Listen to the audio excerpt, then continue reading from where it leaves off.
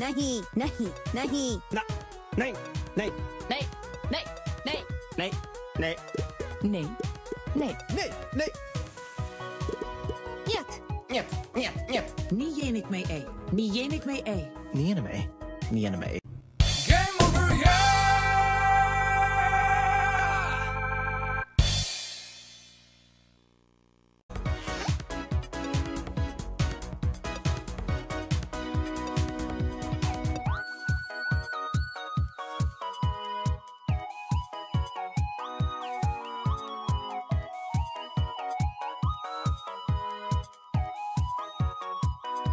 Every so often I find myself looking at a game that is hard to describe or compare to other games. The little bits that make up the larger whole might not be particularly unique, and if I explain it, it might not even sound like something that anyone would want to play at all. That's because reducing a game to its most basic characteristics will almost inevitably make it sound like an unappealing experience nobody sane would commit themselves to. Katamari Damacy, one of my favorite franchises of all time, is, when reduced to its bare components, a game about rolling objects into a ball to make it bigger. Final Fantasy VII is a game where you take turns selecting words from a list in the hopes that that is the correct sequence of words to defeat an enemy, and then you do that again over 9,000 times until the end of the game. And Say No More is a game where you press the spacebar to say no to people over 9,000 times until the end of the game. No, I'm not saying Say No More is the true successor to Final Fantasy VII. Maybe that's an interesting idea, but what I'm saying right now is that both games are much more than what a basic, reductive description of them might make them look at first glance. But the basics of Say No More are exactly that. You press the spacebar to say no to people with unreasonable demands, and you can switch your type of no by pressing the number keys from 1 to 4 as you unlock new ways to say no, and you can also use the arrows to nod or laugh or clap in the face of people to make fun of them for making such unreasonable demands in the first place. But that's all window dressing.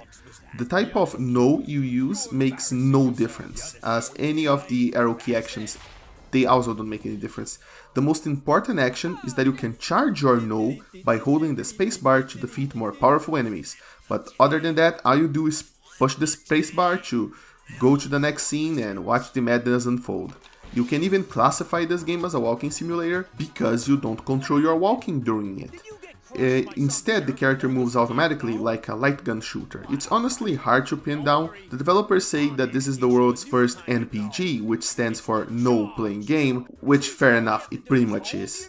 But it's not about the minute-to-minute gameplay, it's much more about the style. I mean, just look at this thing. This looks like Mega Man Legends' long lost brother. It's like the developers just squeezed every drop of creativity left from the PS1 era look and put it on here. And that's what this game really reminds me of. Old, more experimental looking games like Parappa the Rapper, which offered fresh, creative looking short experiences even if the gameplay wasn't the most complex or innovative of the bunch. If a game like this turned up at an old garage sale in Japan and it came from a small developer who only made 5,000 copies or so and almost got lost to time until someone found this copy and uploaded footage to YouTube, I definitely wouldn't be surprised by anything in this incredibly specific hypothetical scenario, because this is just the kind of thing I associate with that era's more experimental fare. Of course, looks aren't everything in a style, it's also about the writing. So what is the story of this story-focused game in the first place? Well, from the get-go, you can choose between different pre-made characters or you can build your own. Naturally, I built the best middle-aged man I could. And then you get to choose which voice you use for your character. You can say no in a variety of languages, and I know you probably think I chose the Japanese one because I'm a giant fucking weeb, but trust me, I wanted to play it simple and just use the English one, but just listen to how the Japanese one sounds. There's no way I could refuse this voice. After you build your character, you're off to a little prologue and then to the actual intro cutscene in which your character's best friend congratulates him on his new job as an intern and asks him if he could skip on rent this month as well. He's been doing this for quite a while, but the main character is just too shy to say no, so instead the best friend just gives my middle-aged bald intern the world's coolest lunchbox and sends him off on his way.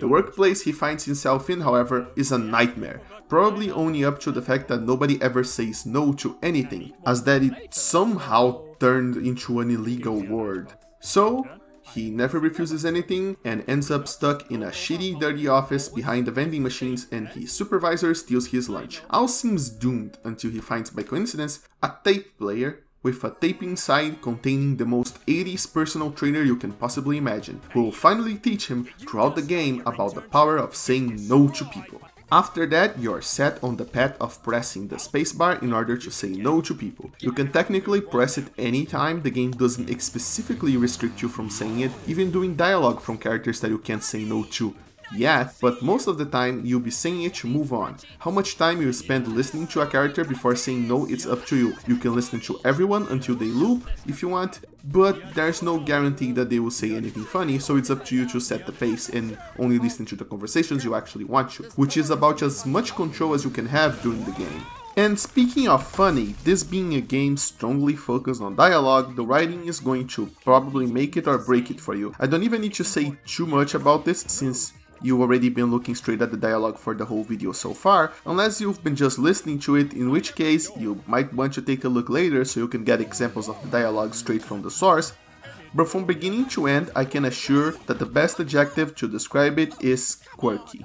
While it sounds like it should be taking place in a colorful dystopia, there is not a real single cynical bone in this entire game, which makes the entire thing have this very feel-good vibe to it. Sure, the world sucks, and you must fight back by saying no, but saying no rarely results in much complication. The people you say no to just fall in shock, but eventually will just get up and go about their day, and you will even make allies as you progress through the story, without any of the usual nasty side effects such social revolutions would have in real life, or honestly, even in other stories. It's an almost drama-free approach to the subject that will make it either more palatable or too childish to enjoy depending on your own personal preference. Note that I said almost drama-free because there is some drama. Stories like these usually always have a twist before the final act to keep things spicy and not too boring, and I gotta say, when the moment hits, it hit me like a truck. Mostly because I didn't expect the way the twist was going to be handled. Sure, it was foreshadowed, but honestly I expected something more cliché like learning to say yes sometimes, and well, I guess I sort of spoiled you by saying that is not what happens. Instead, what happens is a lot more nuanced and kind of harsh to get through, but ultimately necessary so that the story can hit all the notes it wants to hit before the finale.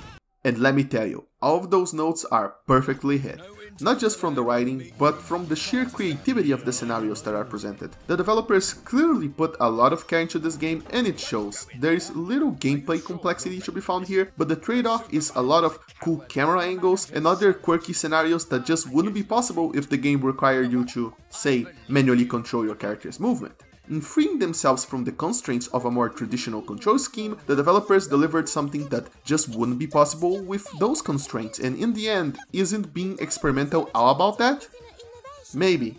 Maybe not. I don't know, but I did have a good time with Say No More. And now, I'm definitely glad to have a story-focused game that isn't another depressive walking simulator. As much as I do love a good depressive walking simulator, there are some really good ones out there, but it's kind of oversaturated at this point, and instead this is a quirky game with a lot of heart and a nice message. And while I was surprised to find a hidden path by listening to a few characters instead of saying no all the time, and even more surprised to find that out there are still several other hidden paths as I'm missing a lot of hidden achievements, so there is some replay value here for sure. I still have to sit on the fence on whether or not to recommend it to everybody, especially since it has a runtime of a little over 2 hours. Overall, if you're on the fence as well, I'd say for you to say no, see what I did there, to buying it right now and to wait for a sale, just to make sure you get your money's worth. As it stands right now, Say No More is a perfectly fine little game if you're not looking for a gameplay focused experience. It's just one that I'm not sure everyone is going to enjoy, even if everyone can easily play it.